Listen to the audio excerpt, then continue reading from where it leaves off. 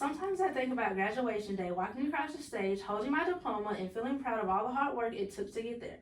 But honestly, instead of feeling excited, I already feel worried about what comes next. Like how much student debt I will have to pay off before I even start my career. I haven't finished my degree yet, but the cost of college already feels overwhelming. Between tuition, books, and living expenses, it adds up fast. I know I am not the only one stressed about how much I will owe by the time I graduate. This is not only my problem though. Student loan debts affects a lot of people's and their families, the economy, and even young adults who start their lives after school. When many students are buried in debt before they even get their first full-time job, is a huge issue. Today I'm going to talk about three main things. First, how serious the student loan problem really is. Second, what current policies and forgiveness programs are doing and not doing. And finally, what changes could be made to make life better for students like us. Student loan debt in the U.S. is massive. Currently, Americans owe over $1 trillion in student loans. This is more than the total value of credit cards combined. It's crazy when you think about people to go to college to build a better future but end up starting the future in debt. A lot of students struggle to pay for school while they are still in it, to attend college and afford basic needs such as tuition.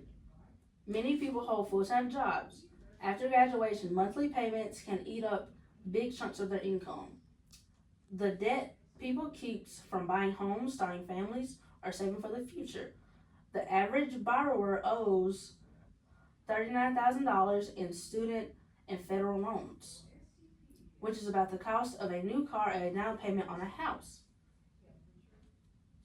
People expect to owe it before they start their first job. Many students work long hours while enrolled in school to survive, and then to graduate into payments that consume a huge portion of their income. By the time the graduates start trying to build their lives, buying a home, starting a family, saving for retirement, etc., their student loans are often gets in the way. Instead of degrees unlocking opportunity, student debt has become a barrier in that delays many milestones and keeps people financially dependent for years.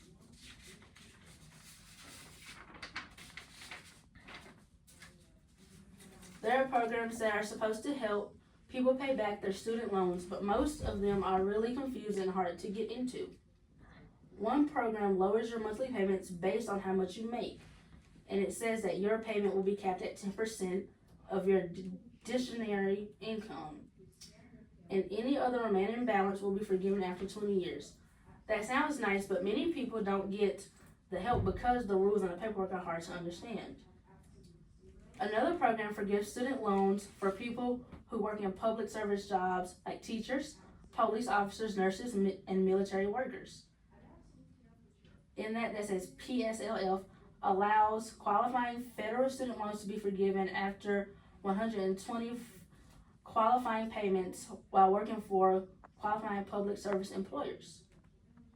But a lot of people were told they qualified and later found out that their payments did not count because of technical mistakes. The government stopped student loan programs during the pandemic so people did not have to pay for a while. But that did not fix the problem of college being too expensive. Some people receive a Pell Grant to help pay for school, but it does not cover the full cost. The Institute for College Access and Success says Pell Grant recipients are already more than twice as likely as other students to have student loans, and their average debt is $4,500 more. When loans are forgiven, taxpayers pay the cost, and one estimate says forgiveness will cost between $3 billion and $980 billion over the 10-year budget window. But in the U.S. Department of Education says forgiveness can help the economy become better. PSLF gives extraordinary taxpayer value at a 21 ratio. In simple terms, the current system is too complicated and does not give enough to help the people who need it.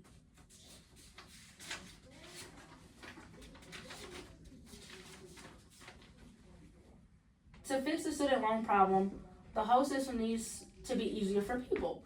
If someone has been paying their loans for a long time or doesn't make much money, their loan forgiveness should happen automatically and does not require tons of paperwork.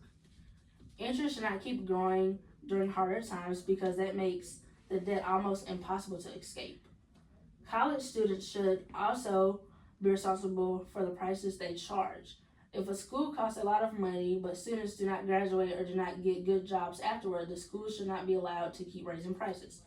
Student loan forgiveness is about giving something for free. It's about giving them a fair chance to start their lives without debt holding them back.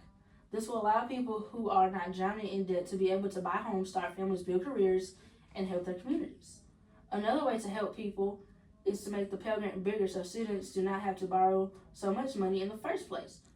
When more people can afford college without tons of loans, everyone benefits. At the end of the day, forgiveness and financial help give people the chance to move forward, and that's what college is supposed to do.